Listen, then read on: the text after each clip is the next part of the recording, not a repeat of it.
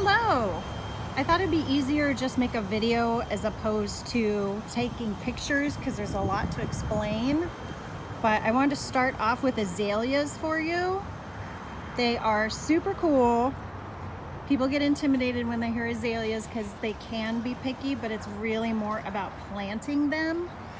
We have tons of different colors, mostly pinks, reds, and whites.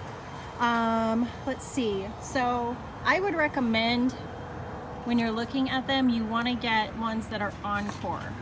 So encore are like ever blooming instead of blooming all at once. They continue to bloom throughout the growing season, and that just makes it prettier than having a green bush for like 11 and a half months out of the year, as opposed to, you know, flowers constantly. So most of these are semi-evergreen, so they'll lose most of their leaves, or some of their leaves, depending on how cold it gets. These are going to be white azaleas. None of them are really blooming right now, but you can kind of see I got one little flower over here. But yeah, anyway, so it's mostly about how you plant them, which we have a planting guide, and I would help you plant. This one's really cool. It's got like variegated petals on the flowers. Really pretty.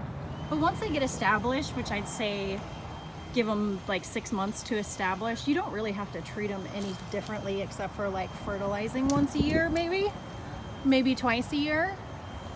We got some red ones. This one's a little skinnier looking. We've had them here in stock. They want to go in the ground.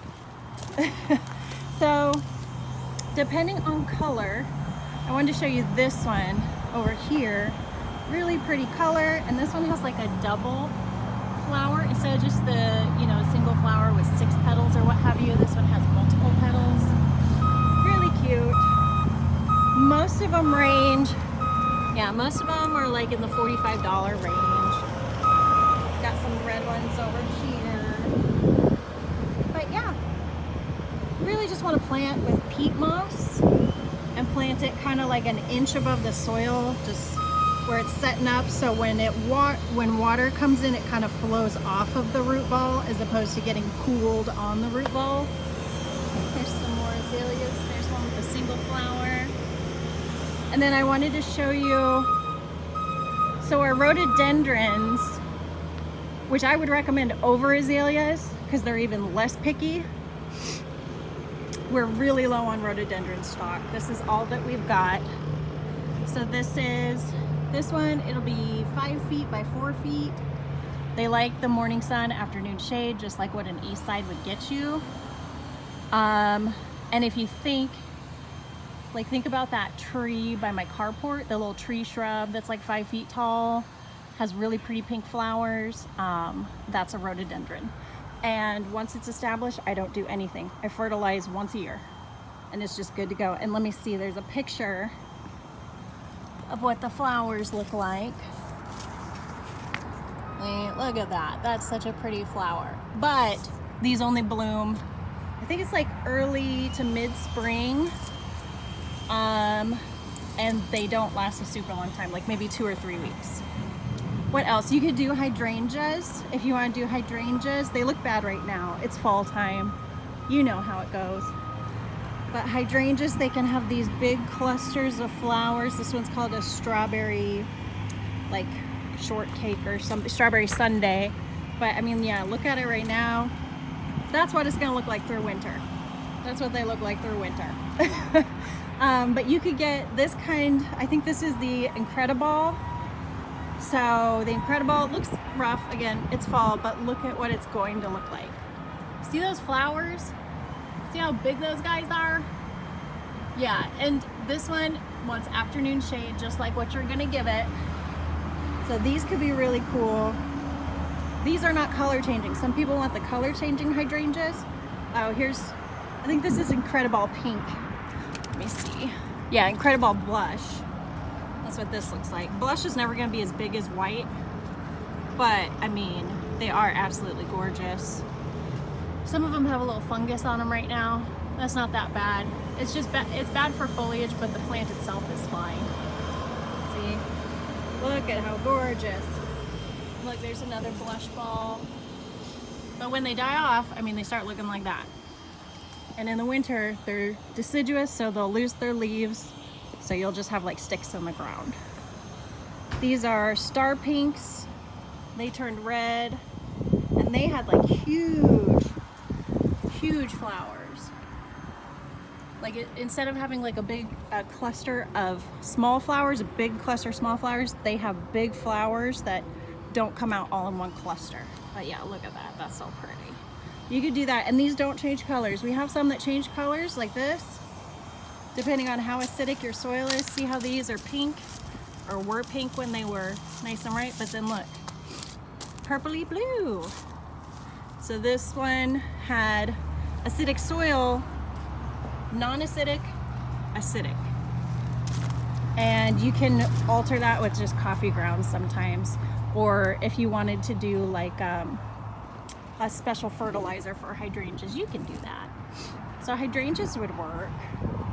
Another option that I want to tell you about, oh, the Pieris. I almost walked away. This is the mountain fire Pieris.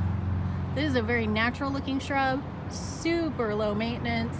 It will like, I have mine growing in full shade. Mine's growing in full-on shade. No sun at all, and it's doing fine at my house. These guys, $52. Now it's supposed to be 5 to 8 feet, spread 4 to 6 feet, but if you put it in mostly shade, it's gonna be on the smaller side. Shouldn't be spindly though. What's cool about these guys, they are evergreen, so they will keep their leaves through winter, but they also flower. Let me show you a picture. I have a cool picture over here. But they also flower in spring, and their new growth is red.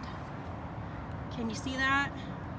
See that picture? It's not a perfect picture, but yeah, whenever it gets new growth, it's bright red. So in the spring, you'll see a lot of red. I saw a lot of red throughout the summer on these guys.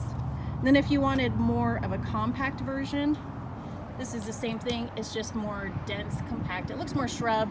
This looks more like a small tree, you know? Small tree look. This is gonna be more rounded, compact, smaller leaves, but exact same flowers, exact same growth. Okay, what else? My nose is running. Let's see. So I wanted to mention these over here for you. So dogwoods. Dogwoods also come in shrub form.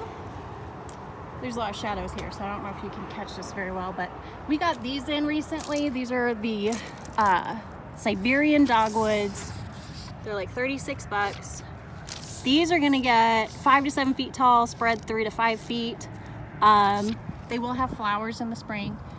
Cool thing about these, this is what they're gonna look like through like spring, summer. Of course, they'll be fuller. But in winter, you're gonna have these bright red stems. You see the red on there? And again, really shadowy. And these are red twig, so these are slightly different, but they have the same kind of stems. You're gonna have those bright red stems sitting there throughout winter. You can also do the yellow stemmed ones. Those are super cool, but these get big. Oh no, these are 5 to 8 feet tall and wide. So, you know, they like afternoon shade too. So that's the beginning of what I would recommend. Another thing, if you just want something funky, let's see. Yeah, the buckthorn. Okay, so they don't look great because it is fall, but it looks like a hedge. But because it is deciduous, it's gonna lose all its leaves. Stays really skinny, but gets 5 to 7 feet tall. It's kind of like one of those, it looks like an evergreen, but it loses leaves. So if you have a bad foliage year, like we kind of had this year, we had a lot of fungus, like good fungus growing conditions this year. That's what those little holes are. This is all gonna fall off and come back fresh and new and pretty next year. So that's something to consider. Really cool things. Okay, I'm gonna send you more videos, but that's just the start.